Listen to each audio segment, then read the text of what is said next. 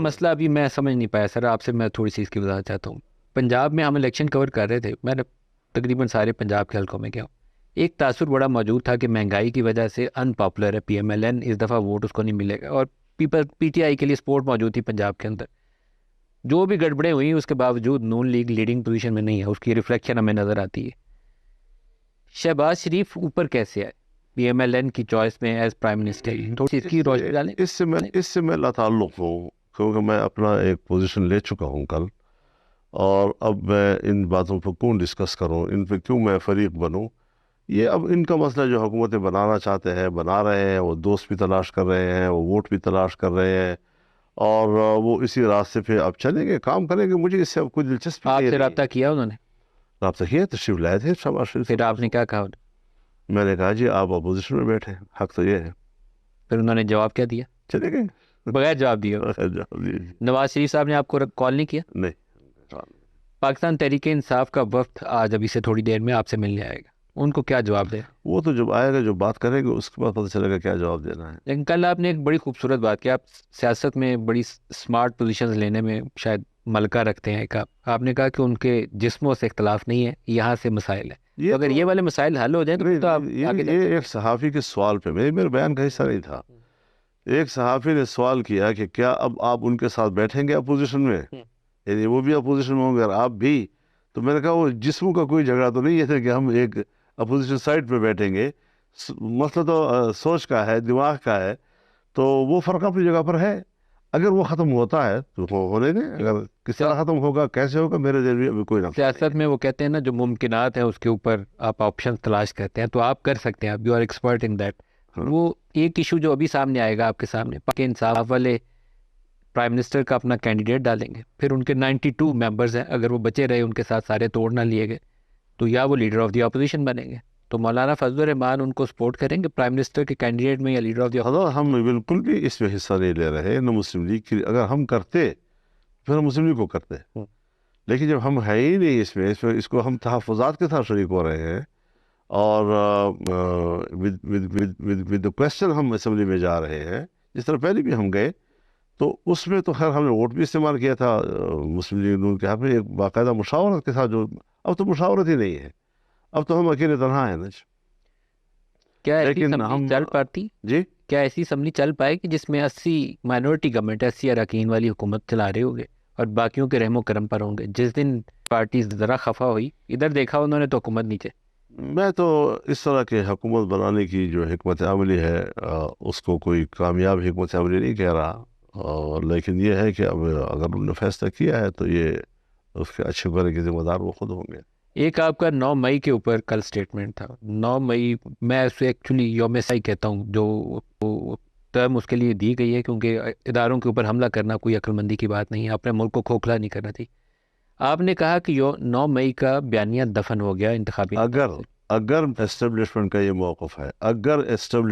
موقف ہے کہ الیکشن صاف ہوئے ہیں، اور تو پھر اس کا معنی ہے کہ 9 مئی کا بیانیہ دفن ہو گیا ہے اور لوگوں نے غداروں کو ووٹ دیے ہیں. پھر پاکستان کے اندر سارے غدار تو نہیں، 25 کروڑ وہی عرض کر رہا ہوں نا کہ یہ میں تو اصل اعتراض میرا اسٹیبلشمنٹ کے اوپر ہے، اور میں انہی کے اوپر دعویٰ کر رہا ہوں.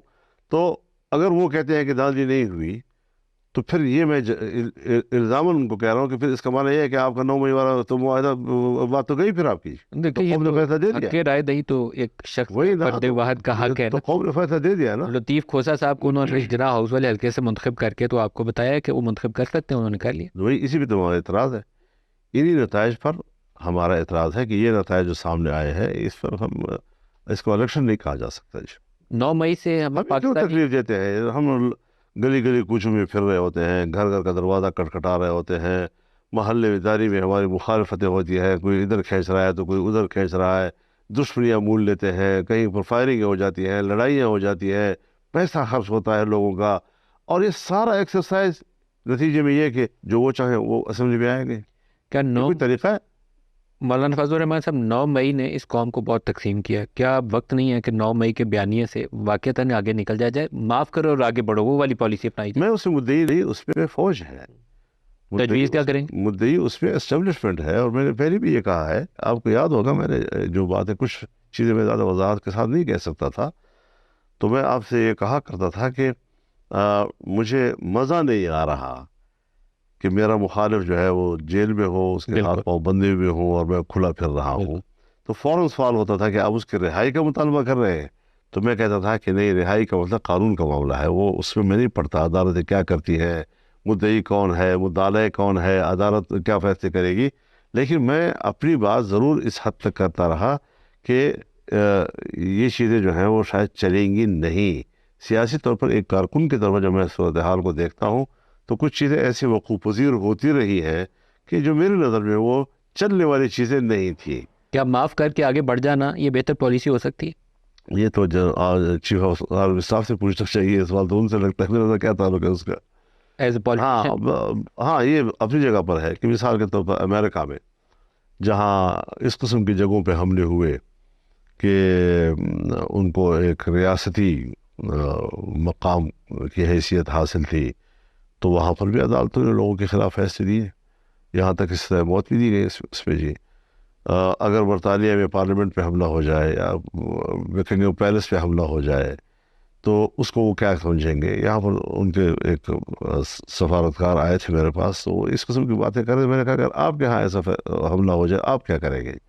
تو جہاں تک تعلق ہے ریاست کا، ریاستی اداروں کا، ہمارے دل میں ان کے لیے احترام ہے. سیاست میں کیوں آتے ہیں؟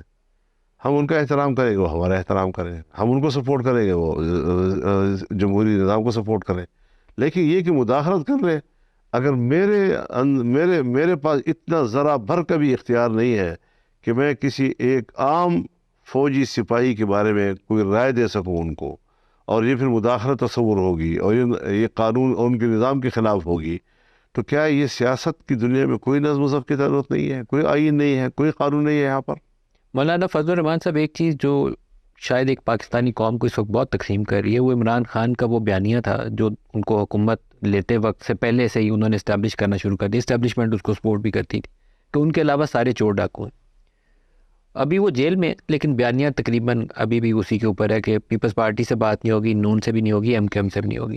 سیاسی طور پر مجھے یہ بہتر آپشن نہیں لگتی پیپلز پارٹی سے بات کر کے. مجھے نہیں معلوم کہ انہوں نے یہ بات کیوں کہی ہے، کیونکہ میرا تو ان سے کوئی رابطہ نہیں ہے، اور نہیں ہمارے اندر کوئی ایسی انڈرسٹینڈنگ ہے کہ میں ان کے فلسفے کو سمجھ سکوں، ان کی بس حکمت عملی کو سمجھ سکوں. تو یہ انہوں نے کیوں کیا ہے اور کس طرح انہوں نے اس کو طے کیا ہے، یہ تو انہیں سے پوچھا جا سکتا ہے کہ انہوں نے یہ بات کیوں کہی ہے. لیکن یہ ہے کہ بات چیت تو دنیا میں چلتی رہتی ہے. بات چیت میرے پاس شہباز شریف صاحب وغیرہ آئے تھے، تو یہ تو نہیں کہ انہوں نے مجھ سے ملاقات کی. احترام اپنے دل میں نواز شریف کو بہت احترام کرتا ہوں، اب بھی احترام کرتا ہوں، آئندہ بھی احترام کروں گا.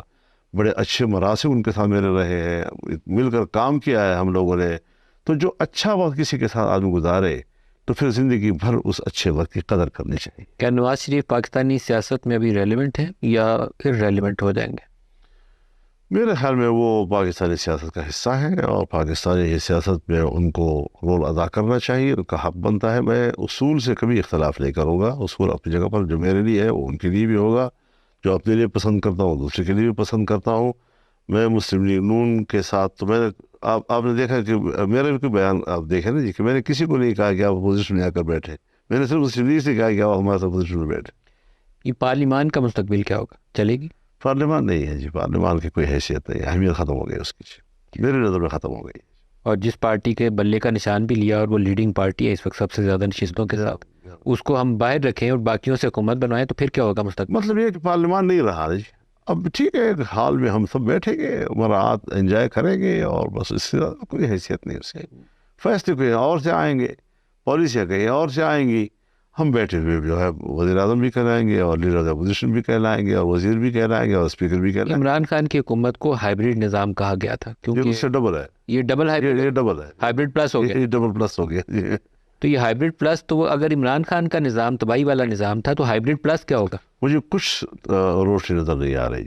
ایک کارکن کی حیثیت سے جتنا میرا تجربہ ہے اس ملک کی سیاست میں، اور دور دیکھا ہے میں نے جنرل ضیاء الحق سے لے کر آج تک اس خاردار وادی سے میں نکلا ہوں، اور کیا کیا مراحل میں نے دیکھے ہیں، کیسے کیسے میں نے مارشل بھی دیکھی ہے، ڈکٹیٹرز کو بھی دیکھا ہے، جمہوریت کو بھی دیکھا ہے، حکمرانوں کو بھی دیکھا ہے، ان کے مزاج کو بھی دیکھا ہے.